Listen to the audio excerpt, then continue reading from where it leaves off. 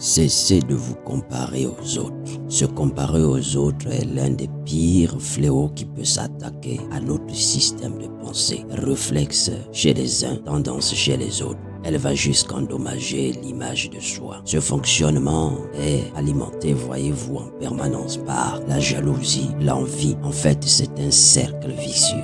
Vous devez savoir que se comparer aux autres compromet notre avenir. L'envie ou la jalousie est l'un des péchés que Dieu condamne dans les 10 commandements lorsque l'homme convoite ce qui ne lui appartient pas ou porte un regard envieux sur ce qu'il ne possède pas. Connaissez-vous cette expression? L'herbe est toujours plus verte ailleurs.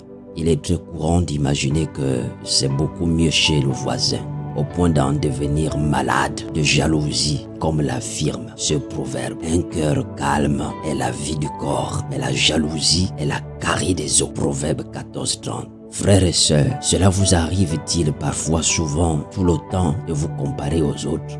Il reçoit plus de bénédictions que moi. Il est plus talentueux que moi. Il a plus de talent que moi. Elle est plus intelligente que moi. Il a de meilleures opportunités que moi. Il remporte plus de succès que moi. On l'aime plus que moi. Il est plus apprécié que moi. Son mari la traite mieux que moi. Sa femme a de l'emploi, pas la mienne. Son mari est plus élégant que le mien, etc.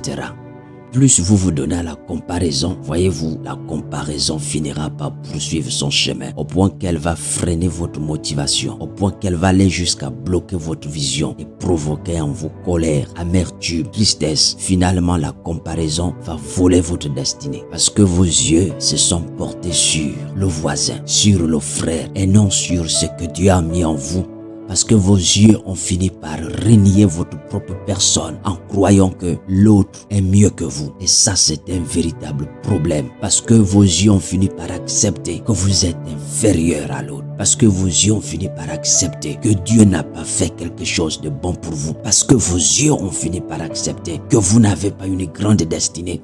Je crois qu'il est temps d'éliminer ce mal qui ronge votre vie. Frère, est-ce que vous êtes prêts à mettre en place une nouvelle stratégie pour pouvoir parvenir à sortir de ce désagrément si vous vous retrouvez là?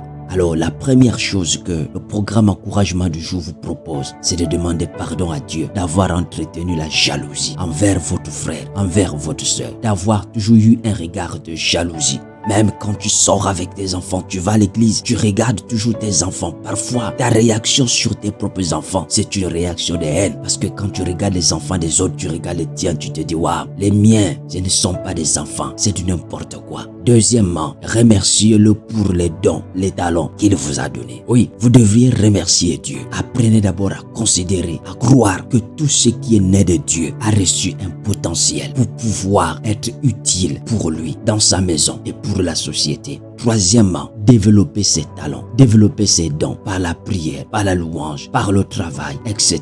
Appliquez-vous par l'exercice du ministère. Enfin, louez Dieu pour la récolte abondante. Vous devez commencer à le louer pour les choses qui arrivent. Vivez dans un esprit qui vous amène à accepter que c'est déjà fait. Croyez que Dieu l'a fait pour vous. Croyez qu'il y a des grandes choses pour vous. Soyez en paix, soyez en paix, soyez en paix. Vivez plutôt dans un esprit de reconnaissance et non dans un esprit de haine et de jalousie. Que Dieu vous bénisse ce matin. C'était le programme encouragement du jour. Shalom, shalom.